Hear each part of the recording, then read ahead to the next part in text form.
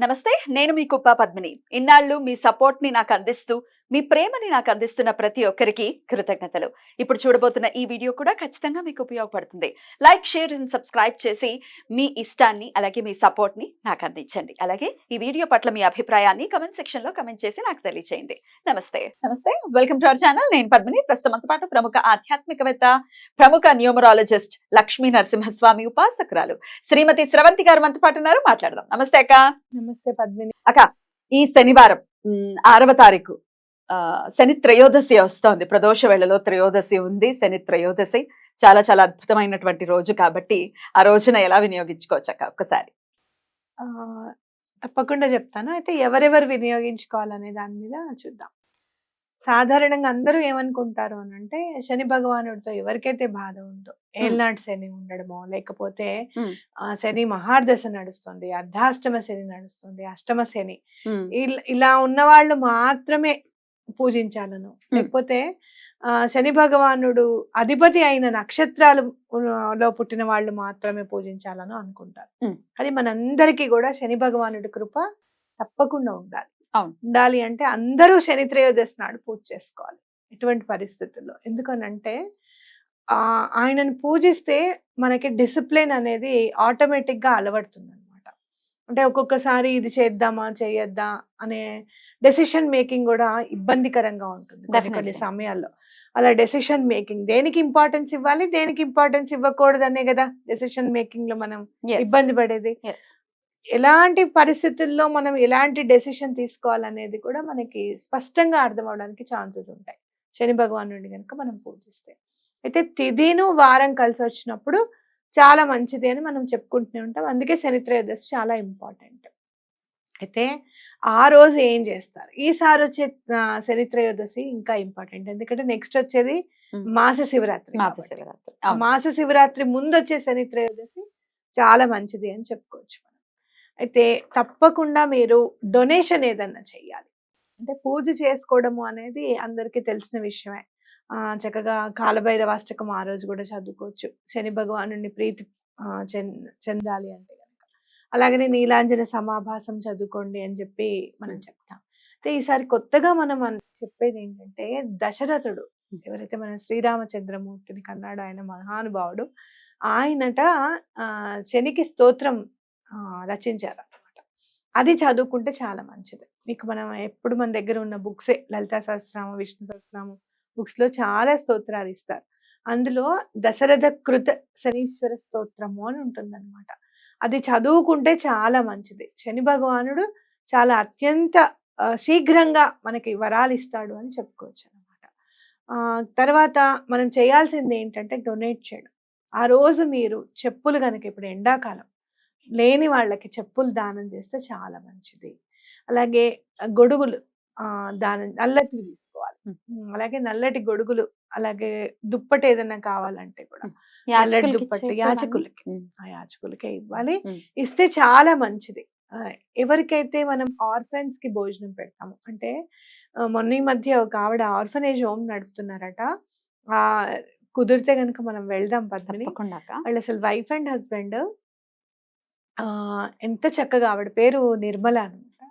ఎంత చక్కగా వాళ్ళ పెన్షన్స్ ఏవి కూడా వాళ్ళ పిల్లలకి ఇప్పుడు అవసరం లేదు అని చెప్పి, వాళ్ళు ఆల్రెడీ జాబ్స్ చేసుకుంటున్నారు అని చెప్పి, ఆ పెన్షన్ తో వాళ్ళు ఆర్ఫనేజ్ హోమ్ ని నడుపుతున్నారు. ఎంతమంది ఉంటారు ఇలాంటి వాళ్ళు నిజంగా. అంటే ఆవిడ చెప్పారు, అనాథలు అని నేను అననండి, అరక్షకులు అంటారు. అంటే రక్షణ లేని వాళ్ళు అని అంటాను నేను. కుదిరితే ఏంటక్క, కుదుర్చుకుని వెళ్దాము. అవును, తప్పకుండా వెళ్దాం. ఏప్రిల్ 15 తర్వాత వెళ్దాం. తప్పకుండా వెళ్దాం. అంటే వాళ్ళు అలా అలా చేస్తే గనక, అలాంటి ఆర్ఫనేజ్ హోమ్స్ కి గనక మీరు ఏమన్నా ఇస్తే చాలా మంచిది.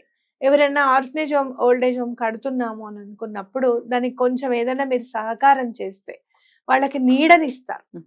ఎప్పుడైతే మనం నీడలేని వాళ్ళకి నీడని ఇస్తామో, మనకి కూడా భగవంతుడు నీడ తోడై మనం కాపాడతాడు ఖచ్చితంగా. అందుకే ఇల్లు మీకు ఒకవేళ సొంత ఇల్లు లేదనుకోండి, ఈ శని త్రయోదశి నాడు మీరు ఏం చేస్తారు అని అంటే, ఒక చిన్న గూడు లాగా మీరు తయారు చేయగలిగితే చేయండి. ఇలా చాలా డిఐవైస్ వస్తూనే ఉన్నాయి. పక్షికి గూడు తయారు చేసి Hmm. అక్కడ మీరు ఏదైనా చెట్టు దగ్గర కట్టేసి పెట్టండి, ఏదైనా చెట్టు దగ్గర అవి వచ్చి వాటిలో కూర్చోవడం కాసేపు Hmm. సేద తీరడానికి ఒక Ah, నిమిషమన్నా ఉండని. Ah. వాటికి కాళ్ళు తొందరగా కుదురుగా ఉండవు, ఎగురుతూనే ఉంటాయి, కరెక్టే కాదనను. కానీ అలా ఒక్క 2 నిమిషాలు కూర్చున్నా కూడా చాలా మంచిది అనమాట. తొందరలో ఇల్లు కట్టుకోవడానికి అవకాశం ఉంటుంది. బ్యూటిఫుల్. ఇది ఒక తరుణోపాయం ఆ, ఖచ్చితంగా. తప్పకుండా. అలాగే మీరు ఆ రోజు నుంచే మనం పక్షులకి నీరు పెట్టడం, కొంచెం బియ్యమో ఏవో ఒకటి చిన్న ప్లేట్లో వేసి మన వరండాలో పెడితే అవి నెమ్మది నెమ్మదిగా తింటూ ఉంటాయి అన్నమాట. అలా మనం భూతదయ అనేది చాలా ఇంపార్టెంట్. పెంపొందించుకుందాం. పూజ అనేది ఎంత ఇంపార్టెంట్ ఇక్కడ, Hmm. భూతదయ అనేది కూడా చాలా ఇంపార్టెంట్. ఇట్లా మనము భూతదయ అనేది నేర్చుకుంటే గనక భగవంతుడు తొందరగా మనకి ఇస్తాడు. అలాగే మీరు రావి చెట్టు దగ్గర ఇవన్నీ చరిత్రయోదశి నాడు చేసే రెమెడీసే. ఏదో ఒక్కటన్నా చేయండి, ఇన్ని చెప్తున్నారా అని కాకుండా ఏదో ఒక్కటి చేసినా ఎవరికి ఏది మంచిదే, వీలు అన్ని అయితే చేసినా అది. మంచిదే. అవును. రావి చెట్టు దగ్గర పంచదార చుట్టూరా వేసేస్తే కూడా చీమలు వస్తాయి అన్నమాట.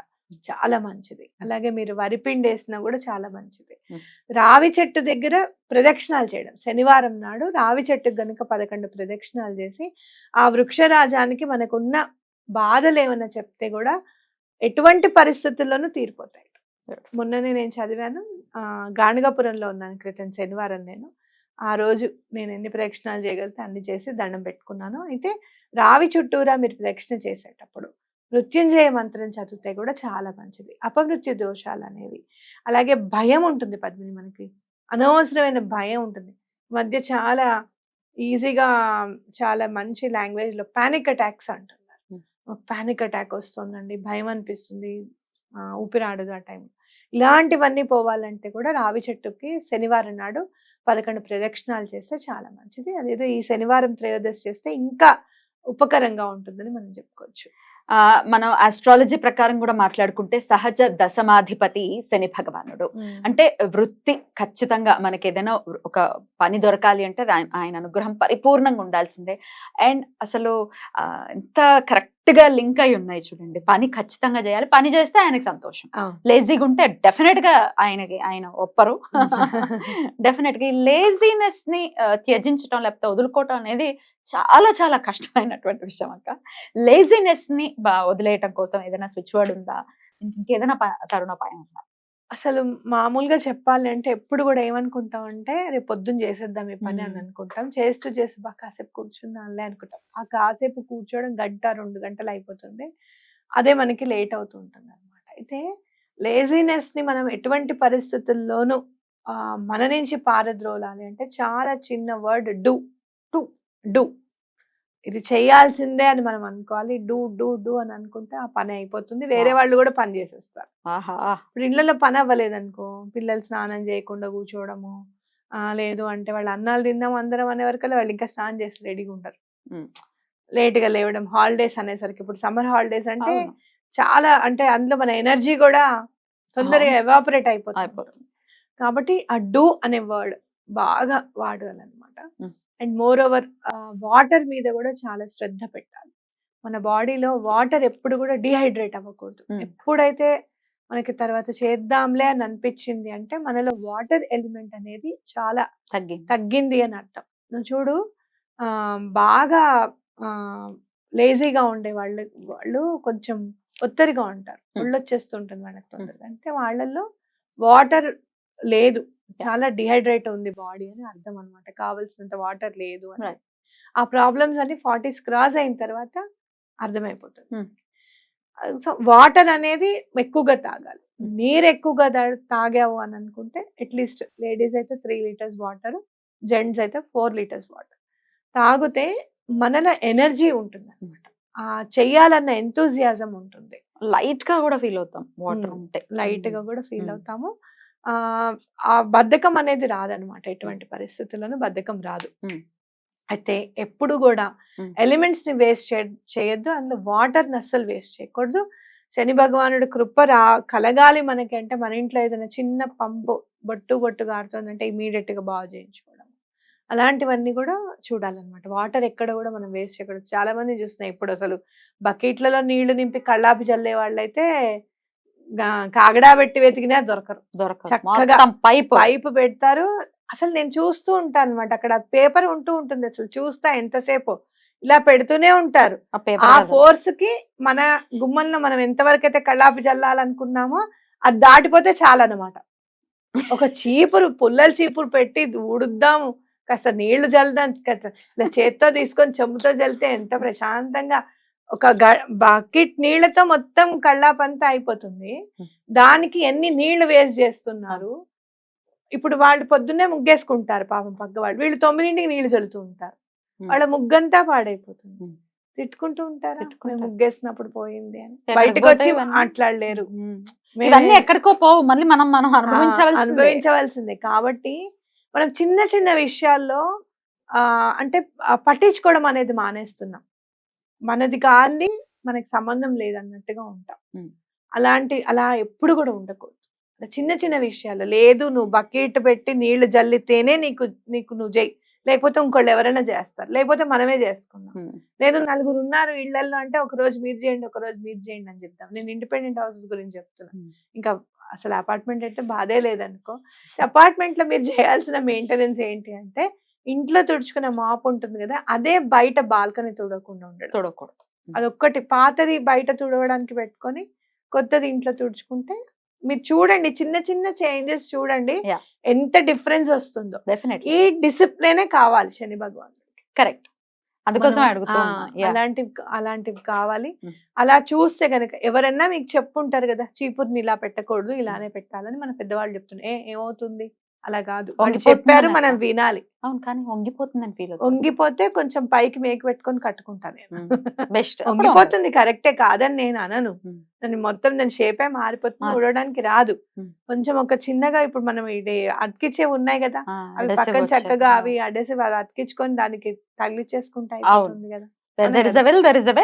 చెయ్యాలి అనే పని సంకల్పం ఉండాలి. ఏదైనా కూడా చిన్న చిన్న విషయాల్ని ఇంట్లో పట్టించుకోవడం స్టార్ట్ చేయండి, మీరు చూడండి ఎంత డిఫరెన్స్ ఉంటుందో. బ్యూటిఫుల్ అక్క, చాలా చక్కటి విషయాలు చెప్పారు. డెఫినెట్ గా ఈ 6వ తారీఖు శని త్రయోదశి కాబట్టి ప్రతి ఒక్కరు కూడా అంటే వచ్చేసింది శని త్రయోదశి అని చెప్పి గుళ్ళకి వెళ్ళిపోయి అభిషేకాలు చేయడం తప్పు కాదు, కానీ ఆయన కావాల్సిన డిసిప్లైన్ అది లేకుండా ఎన్ని నూనెలు పోసేస్తే ఏమిటి, ఎన్ని దీపాలు పెట్టేస్తే ఏమిటి.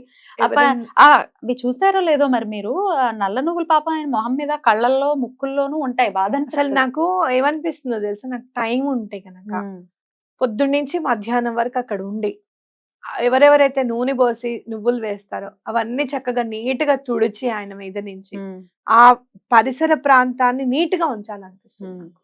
అది కదా సేవ అంటే. అదే సేవ. డెఫినెట్లీ 19 ప్రదక్షిణాలు చేస్తారు, అసలు పరిగెడుతున్నారా చేస్తున్నారా, ఎంత ఫాస్ట్ గానో అట్లా ఎప్పుడు చేయకండి. శని భగవానుడికి మీరు నడుస్తుంటే గనక, అందరూ మా పైజమాలు వేసుకుంటున్నాం కదా, నడుస్తూ ఉంటే గనక ఆ ప్యాంట్ సౌండ్ కూడా రావద్దట. ఆయనకి అంత నెమ్మదిగా నడవాలి. మనం ఎంత నెమ్మదిగా చేస్తే అంత ఇష్టం. అసలు సౌండ్ లేకుండా చక్కగా 2 చేతులు పెట్టుకొని 19 ప్రదక్షిణాలు మీరు ఎవరినైనా తీసుకెళ్లారనుకోండి, వాళ్ళని లెక్క పెట్టమంటే పూర్తిగా ప్రదక్షిణం మీదే ఉంటుంది కాన్సన్ట్రేషన్. ఎవరైనా తోడు తీసుకెళ్తే చాలా మంచిది. లేదు మీరు ఏదన్నా లెక్క పెట్టడానికి కనుక తీసుకెళ్లారనుకోండి, ఒక 19 ఒక్కలు చక్కగా ఒక్క కూడా నల్లగానే ఉంటుంది, తప్పేం లేదు. ఆయన దగ్గర ఆయన పాదాల దగ్గర పెడితే అక్కడ పక్కకు పెట్టుకుంటే అది కూడా కాన్సన్ట్రేషన్ ఇస్తుంది. మీరు చక్కగా నల్ల నువ్వులతో ఒక చిన్నగా ఇట్లా నల్ల బట్టలో మూట కట్టి 2 ఒత్తులు వచ్చేస్తాయి, నల్ల నువ్వుల నూనె దాని నిండా వేసి దీపం పెడితే కూడా చాలా మంచిది. స్వామికి అయితే దూరంగా పెట్టాలి. మీరు ఎదురుగుండా స్వామి ఉన్నాడు. ఇప్పుడు మనం వెళ్తాం అనుకో, మనకి నీళ్ళు ఇలా పోసేసారనుకో, ఎవరన్నా కాళ్ళు కడుక్కోండి అని చెప్పి ఏ పైపో పెట్టేస్తే మన మీద ఎట్లా ఉంటుందో, ఆయన మీద అసలు పోయడమే అది ఇంపార్టెంట్. ఏంటంటే మనం పోసేసి ఒక రిబ్బన్ లాంటిది ఉంటుందండి, నిజంగా భలే ఆశ్చర్యంగా అనిపిస్తుంది నాకైతే. ఆ రిబ్బన్ దేనికి పనికి వస్తుంది, ఎవరికి పనికి వస్తుంది? ఆ రిబ్బన్ ఇలా కట్టేసి వీలుంటే గనక ఒక ముడేసేసి గట్టిగా కదలకుండా. నేను ఇంకా కొంతమందిని చూస్తాను, నూనెతో అద్దుతారు ఆ రిబ్బన్ ని, అది పాపం పల్చగా ఉంటుంది, జడకే ఉండట్లేదు, ఆయనకేం ఉంటుంది ఇంకా అది అతికించడానికి నూనెతో ఇలా పెడుతూ ఉంటారు అన్నమాట. చాలా పొరపాటు. మనం ఎవరింటికన్నా వెళ్తే అభ్యంగ స్నానం చేయడానికి మనకు నూనె ఇచ్చి నెమ్మదిగా రాసుకోమని చెప్పడం వేరు, మనం వచ్చాం కదా అని చెప్పి నూనె మన మీద దిమ్మరించడం వేరు. మీరు ఎలా చేస్తారు అనేది నేను ఇమాజిన్ చేస్తున్నా, మాల్ చూడాలి ఒక్కసారి నూనె సరే చేశారు, దాని తర్వాత అయినా శుభ్రపరచాలి కదా. నీట్ గా ఉంచండి. ఆ, ఎవరైనా మీ ముందు ఎవరైనా సరే నీట్ గా చేయలేదనుకోండి, ఫస్ట్ మీరు చక్కగా ఒక స్పాంజ్ తీసుకెళ్ళి నీట్ గా తుడవండి. ఉమ్. ఎందుకంటే ఆ పరిసర మీరు సుబ్రహ్మణ్యేశ్వర స్వామి దగ్గరదైతే ఘోరం నిజంగా. ఉమ్. ఆ పాలు, కొబ్బరి నీళ్లు అలా వాసన స్మెల్ వస్తూనే ఉంటాయి. అయినా కూడా మరి గుడి వాళ్ళు ఎంతవరకు పరిరక్షిస్తారనేది నాకైతే తెలియదు. వాళ్ళు ఎంత మాత్రం అని చేస్తారు, ఎన్నిసార్లు అని చెప్తారు. అన్నిసార్లని వాళ్ళు చూస్తారు. కాబట్టి మనం కూడా Yeah. అంటే మీరు ఒక్కటి వాళ్ళ నేను వాసుదేవానంద సరస్వతి స్వామి వారి చరిత్రలో చదివాను.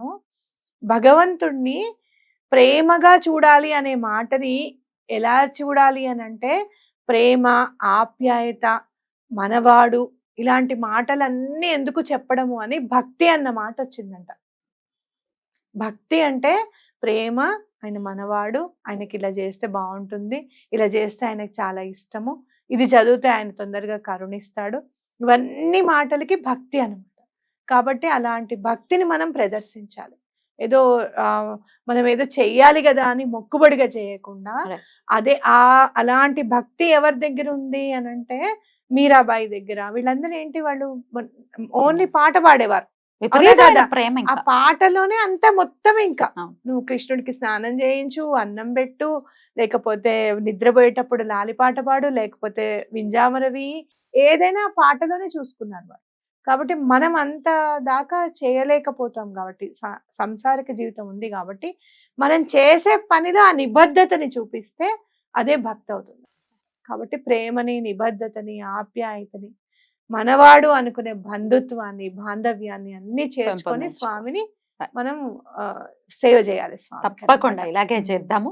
చాలా చాలా అద్భుతంగా తెలియజేశారక్క. చాలా చాలా ఇంకొకటి మర్చిపోతానేమో అని చెప్పి ముందు శ్రీపాద వల్లభ అనుకుంటున్నాను. శ్రీపాదరాజం శరణం ప్రపద్య, శ్రీదత్తరాజం శరణం, శ్రీపాదుల వారిని, అలాగే నృసింహ సరస్వతి స్వామిని, ఎవరైతే మీకు దత్తావతారం యొక్క అవతారాలు తెలుసున్నాయో వాళ్ళందరికీ దండం పెట్టుకోండి. తప్పకుండా ఈ నామాన్ని చదవండి. ఎవరికైనా శని ప్రేరేపితంగా చాలా ఇబ్బందులు పడుతుంటే గనక తప్పకుండా ఇబ్బందులు తొలగడానికి మీకు దారి దొరుకుతుంది. బ్యూటిఫుల్ అక్క, చాలా అద్భుతంగా తెలియజేశారు. ఇది మొత్తం శని భగవానుడే మాట్లాడించాడా అనిపించింది నాకు. నిజంగా చాలా అద్భుతంగా తెలియజేశారు. థ్యాంక్ యూ సో మచ్ అక్క. నమస్తే. నమస్తే.